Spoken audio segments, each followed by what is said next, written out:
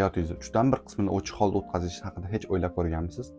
Tasavvur qiling, qancha narsa ulgurgan bo'lardingiz agar siz organizmingiz har kuni 8 soatlik polyod rejimini yoqib qo'ymaganda. Bu sistemani buzib, organizmning yashirin qirralarini ochib, geniylarni uyqusini o'rganib olsangiz mazza bo'lsa kerak. Bu holda hamma o'rtacha 16 soat aktiv bo'lganda, siz bir kun aktivligingiz 21-22 soatga to'g'ri keladi.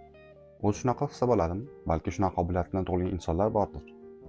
Uyqusiz o'tkazilgan vaqt bo'yicha rekord 11 kun tashkil etadi. Buni boshdan kechirgan inson ham ovozli, ham vizual gallyutsinatsiyalarga uchragan. U o'zini basketbolist ham deb o'yladi. Yo'l harakat znaklarini esa odamlar bilan adashtirib yubordi. Bir xilga odamlar kuniga 2 soat uxlab ham inson o'zini yaxshi his qila oladi deyshadi. Buning uchun Leonardo da Vinci o'ylab topgan polifazli uyquga o'tib olish kifoya. Polifazli uyqu o'zi nima? Polifazli uyquni gapirishdan oldin birinchi ko'rib chiqishimiz kerak bo'lgan narsa bu o'zi biz nimaga uxlaymiz va uyqu qanaqa biologik rol o'ynaydi.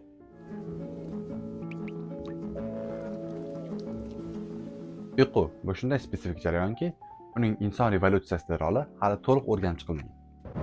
Chunki o'ylab ko'ring, ovqatlanish uchun siz uxlashingizni kutib turgan bu xavf-xatarga to'la dunyoda qadimgi odamlarga ko'p soatli uyquga ketish yaxshi g'oya bo'lmagan. Biz uxlayotgan paytimiz organizmda anabolik proseslar kuchaya boshlaydi. Bular qiyin to'qimalar hosil bo'lishiga javobgar proseslardir. Anabolik kuchaygan bir payt katabolik proseslar sekinlashadi. Bu qiyin elementlarning tarqog'iga javob proses. Uyqu yangi informatsiya o'rganilishi hamda o'qilishiga javob beradi. Hatto kichik muddatda uyqudan voz kechish ham salbiy oqibatlarga olib kelishi mumkin. Asosan, xotira va o'rganish qobiliyati zarar ko'radi. Sizda shunaqa bo'lganmi? Imtihondan oldin yaxshiroq tayyorgarlik ko'rish uchun bir necha uyqusiz kechalar o'tkazasiz. Lekin shu yordam berganmi? Tadqiqotlarga ko'ra, normal 8 soatli rejimni buzmagan studentlarda o'qishda muvaffaqiyat ko'proq bo'lgan. 8 soatli rejimni buzib o'qiganlarga qaraganda. O'zi inson normal hayot tarzi kechirishi uchun necha soat uxlashi kerak? Olimlar ancha yillardan beri buni aniqlashga harakat qilishadi. Uyqu davomiyligi ko'p faktorlarga bog'liq. Bularda chekiradiganlar: jins, ovqatlanish, shovqin darajasi va boshqalar. Yangi tug'ilgan chaqaloq kuniga 18 soat ham uxlashi mumkin. Qariyalarga esa 5-6 soat kifoya. O'rta hisobga ko'ra, normal uyqu soati 7 soatdan 9 soatgacha bo'ladi. Hatto uyqusiz o'tgan bir kun ham siz yuragingizga salbiy ta'sir ko'rsatadi.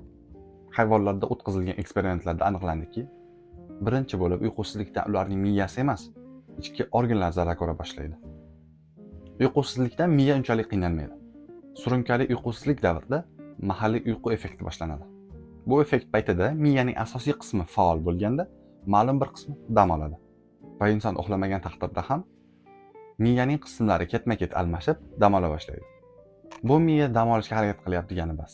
Naborat, bor kuchi bilan ishlayapti degani. Shu bilan uyqusizlikda siz nafaqat o'ylash qobiliyatingiz sustlashadi, bir ustiga siz hamma organlaringiz ham zarar ko'radi. To'g'ri, bu hammadan bir xil bo'la bermaydi, chunki inson normal uyqu soati 5 soatdan 12 soatgachadir. Hammada har xil. Lekin shu holda ham hech qanday 2-3 soatli uyqu haqida gap bo'lgani yo'q. Endi kelinglar, shu noyob polifazli uyqu metodikasini ko'rib chiqamiz.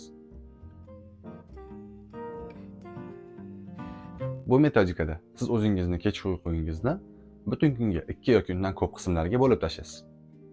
Misol uchun bir qismini kechqurun, ikkingisini tongda, uchinchisi obeddan keyin va shunaqa qilib joylashtirib chiqsangiz bo'ladi. O'zi bu termin ancha oldin paydo bo'lgan, 20-asr boshlarida. Lekin u qisqartirilgan uyqu metodikasi emas, oddiy uyqu rejimi bo'lib kelgan. Umumiy olib qaraganda bu rejimda o'sha 8-9 soat uyqu kelib chiqadi. Faqat butun kunga bo'lingan holda. Lekin polifazli uyqu oxirgi 10 yillik ichida bu odam o'z uyqusini ko'p qismlarga bo'lib, organizm kamroq uyquga o'rgatish usuli bo'lib qoldi. O'sha mashhur Da Vinci, Teslalar ham shu rejimda yashashgan deyshadi. Lekin buni tasdiqlaydigan hech qanday informatsiya yo'q. Har doim kam uyqu haqida gap ketganda Da Vinci'ni eslashadi. Lekin biror bir haqiqiy dalil yo'q, hatto bilvosita ham. Yagona bunga tegishli narsa bu 16-asr yozuvchisi Matteo Verdi'ning iqtidosi.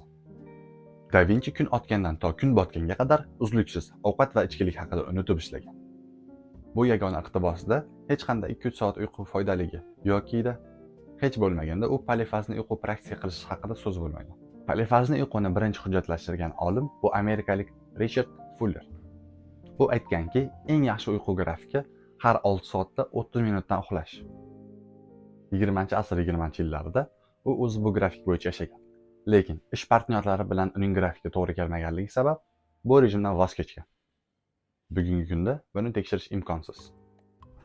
Chunki Fullerning o'zi ham ko'p yillardan so'ng bu rejimga amal qilmaganligini ta'kidlagan. Va xuddi shunday qolgan tarixiy insonlar ham rostdan ham qanaqa rejim bo'yicha kun kechirganligini tekshirish imkonsiz bo'lib ketgan. Hozirgi kunda polifazli uyquga amal qiladigan taniqli inson bu Stiv Pavlini.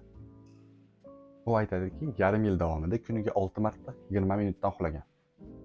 Uning to'liq blogi bor. Qanday qilib bu uyquga o'rganish va kun kechirish haqida. Lekin 2 oydan keyin u bu rejimdan voz kechdi. U aytadiki, dunyo manafaz rejimda yashaydi. Shu sababli kuniga 2 soat uxlash shunchaki noqulay. Mana ko'zimiz oldida polifaz uyquni muvaffaqiyatli natijasi. Lekin o'ylab ko'ring. Hozir biz bir odamning kundalik yozuvlari bilan tanishmiz xolos. Vaholanki, uning uyqusini hech kim nazorat qilmagan. Tanishinglar, oilaviy uyqusizlikka chalingan oila. Bu kasallik juda noyob va davolab bo'lmaydi. DNKdagi o'zgarish tufayli butun uyqu sistemasi buzilib ketadi. Unga hech qanday uyqu dorilar ham yordam bermaydi. Birinchi asabiylashish keladi, keyin og'ir gallyutsinatsiyalar va oxirida o'lim. Birinchi simptomdan to o'limgacha 1,5 yil vaqt ketadi. Ha, shunaqa qovus ichidagi super uyqusizlik geni bor. Lekin o'ylaymanki, siz bu genni egasi bo'lishni xohlamagan bo'lardingiz. Ilm-fan nima deyishini bilasizmi? Ilm-fan hech narsa demaydi. Chunki normal polifaz uyquni o'rganishi hech qachon o'tkazilmagan. Lekin nimaga? Kuniga 2 soat uxlash juda imkoniyatlari keng metodika, to'g'rimi? Ilm-fan tarafdan kuniga 2 soat bo'lgan polifaz uyqu kuniga 2 soat bo'lgan manafaz uyqudan hech qanday farq qilmaydi va ularning salbiy ta'sirlari bir xil bo'ladi. Lekin shunday odamlar bo'ladiki, uyqu yetishmovchiligi bilan taqsimlangan uyquni farqi bor deyishadi. Bunga esa olimlar javob bor. Oddiy uyqu yetishmovchiligidan kelib chiqqan oqibatlar fragmentar uyqu oqibatlaridan farq qiladimi? Yo'q, farq qilmaydi. Tasavvur qiling. Bir kishi chiqib, "Men ingliz tilini o'rganish oson yo'lini topdim." Buning uchun bozorga borib, tunukadan narsa tayyorlaydigan odamlarning oldiga borasiz va bir poya temir etik qildirasiz. Bozordan chiqib, o'ngga burilib, to'g'riga qarab ketaverasiz. To'g'riga qarab ketib turgan paytingiz, etik yedirilishni boshlagan payt, sizga to'g'ringizdan tog' keladi. Bu tog'da bitta g'or bo'ladi. U g'orda ichiga kirsangiz, bir burchakda shisha vaza turgan bo'ladi. Bu shisha vazaning ichida to'la suv. O'sha suvni ichganingizda siz har qanday tilda, nafaqat ingliz tili, har qanday tilda juda tez o'rganishni boshlaysiz. Aqli joyidagi odam hozir aytgan bu narsani bo'xtonligini biladi. Olimlar ham manafazda 2 soat ham, polifazda 2 soat ham organizmga bir xil ta'sir qilishini tushunishadi. Va bu oddiy narsani tushunish uchun ularga tadqiqot o'tkazish zarur emas. Ha, odam ekstremal holatlarda uyqusiz yura oladi.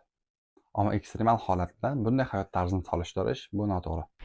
Agar polifaz uyqu rostdan ham 2 soatda 8 soat beradigan ta'sirni beradigan bo'lsa, dunyoning eng oldi aqllari o'sha polifazga o'tgan bo'lishadi.